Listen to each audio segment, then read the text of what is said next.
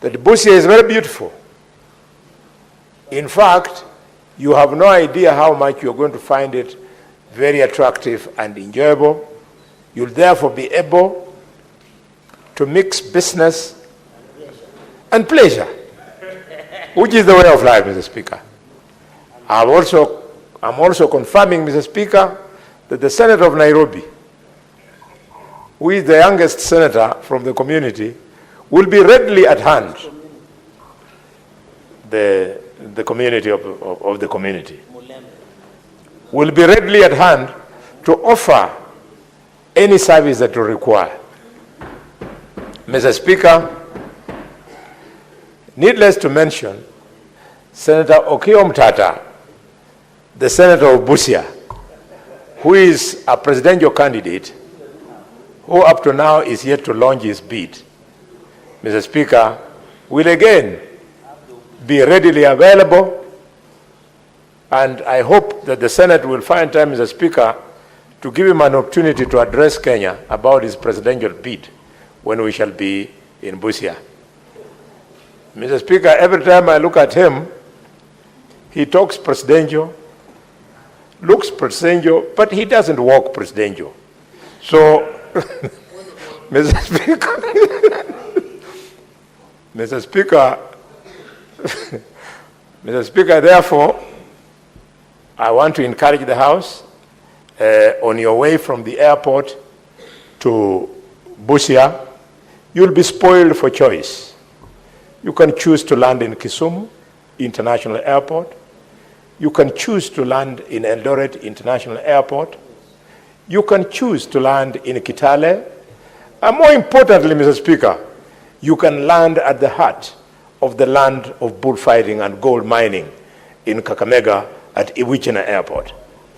Although I'm not too sure, because the ministry has been slow on the maintenance of that airport, is one of the many reasons why I am very unhappy, Mr. Speaker, with the pace at which the government is trying to access this community that will be hosting you with development.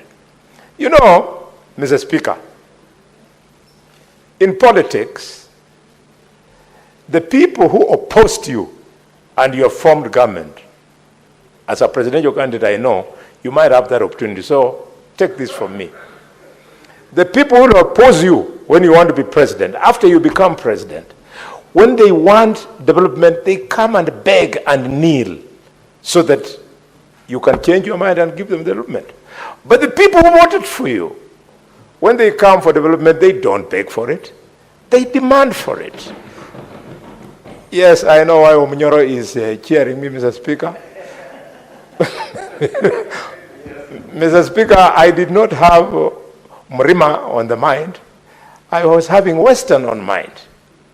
We want to aggressively push Parliament, government, so that even as they service the rest of the country, they must start with the areas that voted. I'm not a proponent of shares, because the proponent of shares is far removed from... Khalwale, let me offer some guidance. Yes, Mr. Speaker, sir. Members of this House are the beneficiaries of this trip to Busia. So as you move this motion, members, I can see they are now getting lost. What are they expecting in Busia as in devolution? What do we need to cover? Because we are talking of devolution, we are going to Mashinani to see what is happening in Busia as a Senate. So now when you digress and go to voting and all these things, presidential, so can you stick to, especially when you are moving the motion, let the members benefit from you as the move of the motion. As a non-member, of course, you know these games. You should be able to, even myself, the speaker, convince me that what you are moving is exactly what is in the motion. Indeed, Mr. Speaker, I'm guided, but just with a little bit of patience.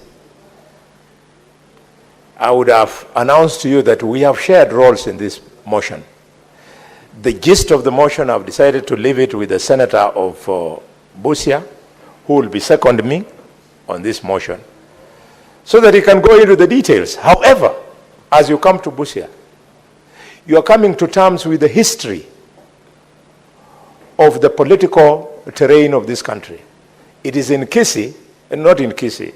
It is in Busia, Mr. Speaker, where senators will discover that the first aircraft to crash with members of parliament, including ministers, in this country was in Busia, where we lost ministers, and one of my heroes, political heroes, Mother Karua, survived, Mr. Speaker. Younger senators like Cherargei will not understand why Mother Karua is a hero, but one day he will read the history of this nation. Mr. Speaker, in Busia, you'll have an opportunity to see the challenges of the one-stop border post, Mr. Speaker. The one-stop border post in Busia has literally killed businesses in Busia, because Busia is a border town, and one area where we were making a lot of money is through the business of clearing and forwarding. Mr. Speaker, when the Committee of Health comes to Busia, they'll see for the first time how far ahead Kenya is in rolling out health services, because Busia County Hospital treats almost 45% of the patients there are from Uganda. We don't mind, Mr. Speaker, because those 45% are not strangers. They're just the lawyers on the other side. Anytime I see you intimidate me, Mr. Speaker, I always say, you know, I have a choice of being a Kenyan or a Ugandan, Mr. Speaker. Mr. Speaker, when you come to Busia, you'll see with your own eyes how hardworking and innovative Kenyans are. It is in Busia that the modern African mode of transport called boda boda, it's where it was born. In fact, Mr. Speaker, I'll advise members to use the traditional boda boda of Busia. Was not a motorbike. Mr. Speaker, it was a bicycle. And how things change. I remember when I was in the National Assembly, colleagues were laughing at us that we come from a community that relies on bicycles for transport. Little did they know that that innovativeness would become a national means of transport. With those many words, Mr. Speaker, I now want to invite you, the presidential pretender, and by pretender you should understand what I mean by that word. Doesn't mean you have no chance.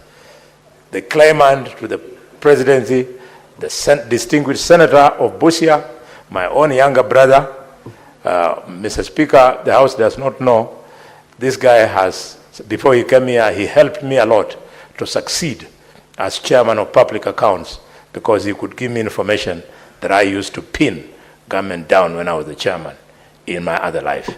Welcome to second me, the Senator of Busia. Senator Koiti Andrew Mtata. Honorable Speaker, thank you for the opportunity to second this very important motion. Indeed, Mr. Speaker, the motion was passed last time, but due to budgetary constraints, the Senate was unable to go and sit in Busia. This time, I hope we'll not hit the same boulder or the same iceberg, but as the indomitable bullfighter, the Honorable Senator from Kakamega has said,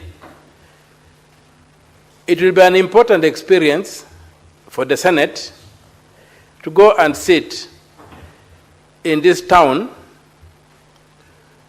Busia town, and see the countryside and sample what this country has in that part of the world. And then you'll also understand the impact of the politics of marginalization on communities. Because Busia has got some facilities that are not even available in the entire region. For example, Busia has got cave paintings, prehistoric cave paintings in Kakapel. I hope the Senate will go there and see for itself that we have got prehistoric cave paintings that were done by those prehistoric human beings, but the area is hardly developed, is hardly utilized. If you look at similar sites in Namibia, which I think is the nearest comparison, you will not believe what is happening. Many people will be surprised, many senators will be surprised to learn that Busia has got a big lake, Lake Victoria. And I would love for people to visit the Samia and Bunyala regions of Busia, and especially look at the road transport, the water transport, and how neglected it is. You will notice that it is quite a Herculean task for people to move from one island to another. They will also be able to witness the silting that has brought a lot of flooding to the region, whereby the rivers don't flow into the lake. We will also be able to look at areas like, again, according to the maps by Carlo, hardship areas in Busia, in Bunyala, in Samia, and in Teso North.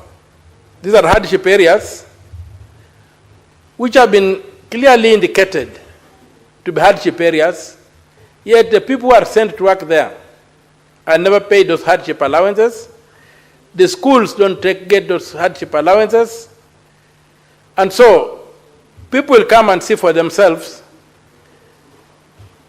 the kind of challenges we have in a land of plenty, or a land of huge potential. People will also come and see the destruction of wetlands as a result of sugarcane farming. And I hope we also look at the River Yala, the Yala swamp, which we are told is about 17,000 hectares, 11,000 of which are in Busia, 6,000 in Siaya, but all decisions governing the swamp are made largely in Siaya, with Busia left holding the short end of the stick. So we will also come, and it will be a good opportunity because in terms of service delivery, the county is not performing very well. And the Senate sitting in Busia will help us audit and ferret out some of the issues that are leading to underdevelopment. I have finished a forensic audit of the 2022-2023 financial year in Busia. I don't know if there's any other senator in this house who does forensic audits of their counties. I've done that forensic audit. I will be releasing the results tomorrow. But the picture is sad. In terms of public money, Busia is a crime scene. It's a crime scene to the extent that there's a lot of abuse of public funds given to the county government. And I hope that when the Senate comes to Busia, the governor and his team, it will hold their feet to the fire so that we can get some accountability on the ground. You will see for yourselves the level of underdevelopment. Even right down in the city center, when it rains, you need gumboots to move around. You realize that. You will see the airport that Senior has referred to,